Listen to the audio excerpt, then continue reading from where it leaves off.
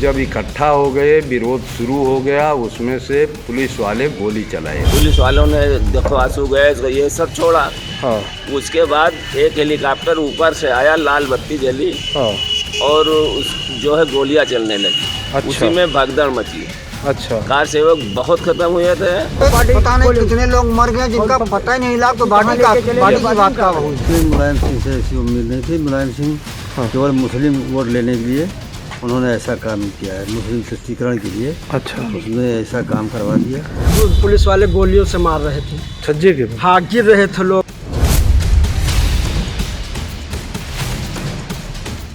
बाद में 4 बजे ठीक पुलिस आई और गांव वालों को मारने पीटने लगी। सोचा भी नहीं था स्वप्न में कि ऐसे भी लोग इस संसार में आएंगे जो मंदिर पर गोली चलवा करके मंदिर पर पहुंचने वाले को जो है गोली मरवा देंगे। अच्छा। 4 थाने की पुलिस आकर के गांव में तांडव की।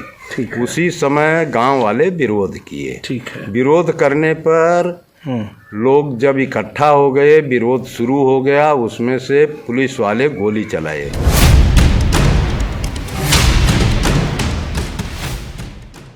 टीएफआई के सभी दर्शकों को मेरा नमस्कार। भगवान श्री राम अपने मंदिर में पुनः स्थापित हुए हैं। उस प्राण प्रतिष्ठा को 1 साल पूरा हुआ। 1 साल पहले प्रभु श्री राम जब अपने मंदिर में लगभग 500 साल के वनवास के बाद पुनः स्थापित हुए, तो देश और दुनिया ने उन तमाम बलिदानी कारसेवकों को भी याद किया जिन्होंने बाबर काल से लेकर और मुलायम काल तक संघर्ष किया, प्राणों का बलिदान दिया।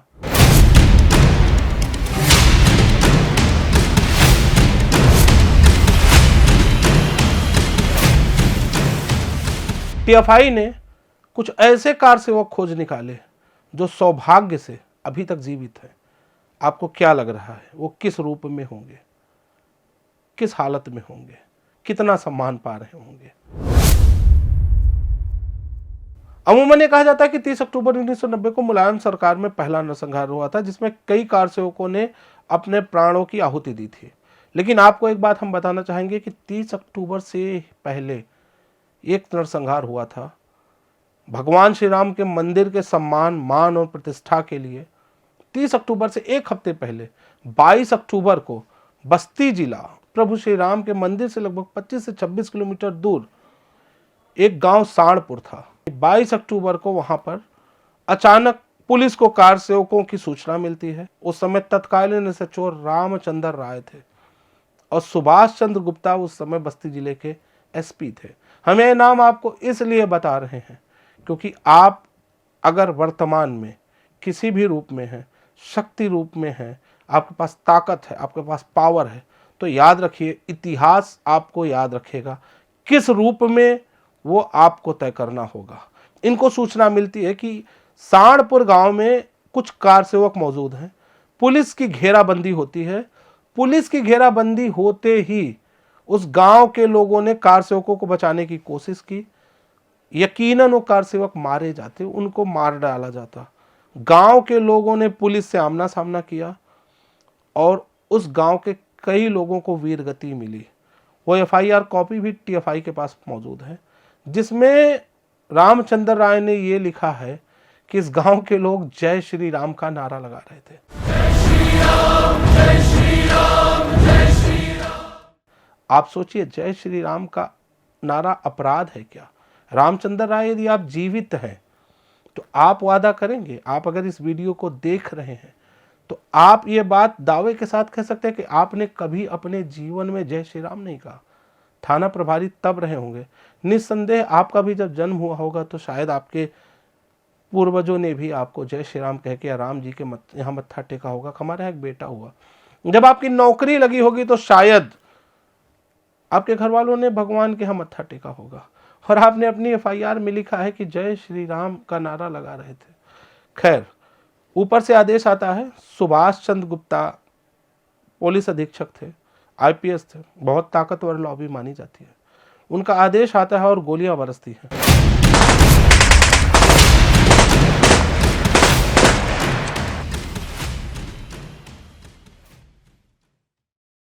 उन गोलियों से छलनी हुए कई लोग हुए, कई लोग वीरगति को प्राप्त हुए। सत्यवान सिंह उसमें वीरगति को प्राप्त हुए और अन्य लोग आए जिनकी एक एक परतें हम उधेड़ेंगे, हम बताएंगे कि कौन कौन कैसे कैसे किस तरीके से वीरगति को प्राप्त हुआ। लेकिन हम शुरुआत करते हैं रामकरण सिंह से। रामकरण सिंह, ये सौभाग्य की बात है हिंदू समाज के लिए भी कि एक ऐसे जीवित कार सेवक है जो अभी इस समय वर्तमान में हमारे और आपके बीच में है। सर नाम क्या है आपका? सर मेरा नाम रामकरण सिंह। रामकरण सिंह जी है। ये 1990 वाली घटना याद है जो गोली कांड हुआ था? जी हाँ सर, बिल्कुल याद है। थोड़ा बताएं कब की घटना थी, क्या हुआ था उस दिन, क्यों हुई ये वारदात? हम लोग केवल कार सेवकों के खाने की व्यवस्था जो है वो कर रहे थे। ठीक है। उसी दौरान चूंकि मुलायम सिंह सरकार थी, उसी संदर्भ में हमारे यहाँ के दुबौलिया थाने के एसओ श्री रामचंद्र राय अच्छा हमारे गांव में पहुँचे। अच्छा। और हमारे यहाँ विद्यालय के प्रबंधक श्री राघवेंद्र प्रताप सिंह को उन्होंने लुंगी और बंडी में पकड़ करके थाने ले जाने लगे। अच्छा। उसी दौरान मैंने उनसे निवेदन किया कि श्रीमान जी इनको धोती और कुर्ता पहन लेने दीजिए, हम लोग चल करके आपके कथनानुसार थाने पर चलेंगे। लेकिन वो अपनी वर्दी के तैस में आ करके उन्होंने कहा कि नहीं, अगर हम नंगे ले चल रहे हैं तो आपको नंगे चलना होगा। अच्छा। हमने कहा कि इस तरीके की जाति मत कीजिए, हम लोगों के साथ आप कर रहे हो, ये अच्छा नहीं जी। इस पर रामचंद्र राय अपने तैस में आ करके और जबरदस्ती घसीट कर ले जाने का प्रयास करने लगे। ठीक है। हम लोगों ने इसका थोड़ा विरोध किया तो अपने आपा खो बैठे। वो ठीक है। हाँ, आपा खोने के बाद वो चले गए थाने। थाने पर जा करके एसपी महोदय को सूचना दिए। एसपी महोदय भी जो है उस समय सुभाष चंद्र गुप्ता जी थे। अच्छा। उन्होंने रामचंद्र राय को जो है कहा कि किसी भी हालत में रामकरण सिंह को और उस गांव के लोगों को जो है पकड़ करके मारते पीटते चाहे जैसे जिंदा मुर्दा लेकर के आओ। बाद में 4 बजे ठीक पुलिस आई और गांव वालों को मारने पीटने लगी। मैं भी बेगुनाहों को, कोई जिसका बेगुनाहों को जो भी मिला उसी को जो है मारने लगे और पकड़ करके घसीटने लगे, ले जाने लगे। बच्चे महिलाएं भी। उसी समय गांव वाले फिर विरोध किए कि इस तरीके का तांडव क्यों हो रहा है, हम लोग किस चीज़ के मुलजिम हैं। कुछ याद है कितना संख्या बल रहा होगा पुलिस का? संख्या बल तो कम से कम 4 थाने की पुलिस आई थी। अच्छा। हर्रैया, दुबौलिया, छावनी, कलवारी। अच्छा। 4 थाने की पुलिस आकर के गांव में तांडव की। ठीक है। उसी समय गांव वाले विरोध किए। ठीक है। विरोध करने पर लोग जब इकट्ठा हो गए, विरोध शुरू हो गया, उसमें से पुलिस वाले गोली चलाए। अच्छा। गोली जो है, पहली गोली रामचंद्र यादव को लगी, दूसरी गोली सत्यवान सिंह को लगी। दोनों ऑन स्पॉट घटना स्थल पर ही मर गए। ठीक है। बाकी जयराज यादव, महेंद्र प्रताप सिंह को गोली लगी। जयराज यादव को उनके सर में गोली लगी थी, लेकिन जो है वो गोली किसी तरीके से निकाली गई, फिर भी उसका दिमाग डिस्टर्ब हो गया, वो भी मृत्यु को प्राप्त हो गया। अच्छा। कितने दिन तक जिंदा रहे लगभग जयराज? अब आप समझ लीजिए कि 10 साल तक वो जिंदा रहा, लेकिन मानसिक हालत उसकी खराब थी। ठीक है। महेंद्र सिंह के हाथ में गोली लगी थी, उनकी गोली निकाल दी गई, वो अभी जिंदा है। लेकिन आपको एक बात जानकारी होनी चाहिए, कार सेवकों को बचाने की सजा अब तक 1990 से अब 2025 तक वो मुकदमे के रूप में झेल रहे हैं। आज भी रामचंद्र राय ने जो एफआईआर उनके ऊपर दर्ज कराई थी उस समय कि ये जय श्री राम का नारा लगा रहे थे, उस एफआईआर में आज तक रामकरण सिंह कोर्ट कचहरी के चक्कर लगा रहे। पुलिस जो है चली गई मारपीट करके, फिर पीएसी आई, पीएसी लाश ले करके गई, लाश ले जाने के बाद पोस्टमार्टम हुआ। हम लोगों ने भी अपना जो है FIR लिखाने की कोशिश की, लेकिन हम लोगों का FIR लिखा नहीं गया। किसके खिलाफ दे रहे थे आप लोग तहरीर? हम लोग पुलिस के खिलाफ FIR दे रहे थे कि पुलिस जो है वो 2 लोगों की जान ले ली है, इसलिए जो है, बल्कि यह प्रकरण जो है इलाहाबाद हाई कोर्ट के लिए भी भेजा गया था कि हमको परमिशन मिले पुलिस के ऊपर FIR हो, लेकिन वो भी जो है गफलतन वो दर्ज नहीं हो पाई। सर आप लोगों में से कितने लोगों पे दर्ज हुआ केस सर?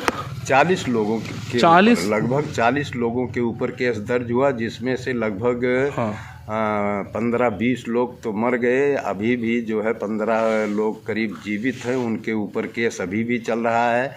अच्छा। सरकार के पास जो है हम लोग गए तो सरकार ने जो है अपना थोड़ा विचार किया, और विचार करने के बाद जो है केस वापस लेने के लिए कोर्ट को इंगित किया। कौन सा सरकार? उत्तर प्रदेश सरकार, योगी जी की, योगी आदित्यनाथ जी की। अच्छा ठीक है। हाँ, तो इंगित किया तो वो जो है वो अभी कोर्ट में प्रकरण चल ही रहा है। किसी जज, कोई भी जज जो है उस पर जो है सही ढंग से संज्ञान नहीं ले पा रहा है। इनके नाते रिश्तेदार तक को लपेटा गया, घर में घुसकर इनको टॉर्चर किया गया, इनके घर की महिलाओं तक को नाते रिश्तेदारियों में जाके छिपना पड़ा, किसी को भी नहीं छोड़ा गया। तब तो कैमरे भी नहीं थे कि कोई वीडियो बना के बता सके कि क्रूरता होती क्या है। किसी पुलिसकर्मी की, किसी मजहबी को मिली डांट को भी आज के समय में राष्ट्रीय शोक का विषय बनाया जाता है, राष्ट्रीय आपदा का विषय बनाया जाता है। लेकिन रामचंद्र राय या उस तत्कालीन बस्ती पुलिस ने मुलायम सिंह की सरकार में जो कुछ भी किया, हम आपको एक एक करके बताने जा रहे हैं। हमारे घर में पुलिस पहुंच करके हमारी वाइफ का पूरा गहना जो है एक बक्से में रखा गया था, ताला तोड़ करके उठा ले गए। ठीक है। इतना मारे हैं सुक्खू को, राम सुमेर कहार को, ददबल सिंह को। हाँ। इतना मारे हैं कि वो 6 महीना तक बेचारे सब बीमार पड़े रहे। अच्छा। दवा होती रही उनकी यहीं घर पर। हम सांडपुर गांव गए, हमने वहां से एक एक चीज निकाली। आज भी उस गांव के पेड़ पौधे, जो पुराने पेड़ पौधे थे, और बगल ही मां सरयू नदी बह रही है, वो बताती हैं कि 1990 में यहाँ हुआ क्या था। आज भी आप वहाँ वीरगति पाए लोगों के घरों में कराहे महसूस कर सकते हैं। लेकिन इतने के बावजूद भी आपको सांडपुर गांव में रामकरण सिंह से लेकर के और अन्य बलिदानियों के परिवार में भगवान राम की फोटो मिलेगी। उनके घर के लोग नहीं रहे, लेकिन उनके मन में राम तब भी थे, आज भी हैं, और उनकी नई संतति भी ये कहती है कि हमें इस बात का गर्व है कि हमारे पूर्वज वीरगति को प्राप्त हुए थे, कारसेवकों की रक्षा करते हुए, राम भक्तों की रक्षा करते हुए। और यदि आज वो समय पुनः आएगा तो हम भी वीरगति लेने के लिए ज्यों का त्यों तैयार हैं। आप लोग इतना सब कुछ झेले, टॉर्चर हुआ, सारी चीज़ें हुई, कुर्की तक की नौबत आ गई होगी, जो फरारी काटे होंगे। कोई पश्चाताप है इस चीज़ का कि आप लोगों ने ऐसा कारसेवकों के लिए झगड़ा कर लिया, लड़ाई कर लिया? नहीं, कोई पश्चाताप नहीं है। हमारा गहना उठा ले गए, कोई पश्चाताप नहीं है। भगवान फिर दे दिए। जो मर गए वो स्वर्ग सिधार गए। हम लोग अभी जिंदा हैं, दुर्भाग्यवश जिंदा हैं। हम लोग भी अगर राम के लिए मर जाएं तो क्या बुरी बात है। अच्छा, अभी आप लोगों का प्रयास, पूरा मनोबल अभी उसी तरीके से है। प्रयास क्या, मतलब अभी भी अगर राम के लिए जान राम के लिए अगर जान देना पड़ेगा तो दे सकता हूँ। सनातन को कायम रखने के लिए मंदिर नहीं रहेगा तो रहेगा क्या। अच्छा, शो के अंत में TFI ये जरूर मांग करता है कि यदि वर्तमान सत्ता, वर्तमान सरकार या वर्तमान न्यायपालिका, वर्तमान लोगों के नज़र में जय श्री राम का नारा लगाना या किसी कारसेवकों की रक्षा करना, अपने घर आए अतिथि देवो भव, अतिथि की रक्षा हिंदुस्तान ने और खासकर हिंदू नरेशों ने तो अपने प्राण देके की थी। ठीक वही रामकरण सिंह ने भी किया था। अलग अलग प्रदेशों से आए कारसेवकों को अपने घरों में रखा, खाना दिया, सुरक्षा दी, और जब उनके प्राणों पर आया तो अपने प्राण दांव पे लगा दिए। तो यदि अतिथि की रक्षा करना हिंदू समाज का पारंपरिक काम है, हिंदू समाज की संस्कार है, हिंदू समाज की परंपरा है, तो मुझे कहीं न कहीं ये लग रहा है कि यदि आज, अभी और इस समय तक रामकरण सिंह और उनका खानदान और उस गांव के लोग, अनगिनत लोग कचहरियों के चक्कर लगा रहे हैं, उन मुकदमों में जो मुलायम सरकार में दर्ज हुए थे, तो कहीं न कहीं ये ठीक नहीं हो रहा है, ये सुधार करने योग्य है। हमें ज़रूर चाहेंगे कि इसमें सुधार हो और जो अभी जीवित कार सेवक है कहीं न कहीं इनका मान और सम्मान होना चाहिए। टीएफआई के लिए पहले शो में इतना, लेकिन आप तैयार रहिए कि आगे अन्य तमाम कार सेवकों को, जीवित और बलिदान कार सेवकों की पूरी श्रृंखला हम यहीं पे चलाएंगे। आप हमारे साथ जुड़े रहिएगा। आप वो चीज़ें जानेंगे, देखेंगे और समझेंगे जो निस्संदेह अब तक आपने सुनी भी नहीं होगी। नमस्कार और जय श्री राम।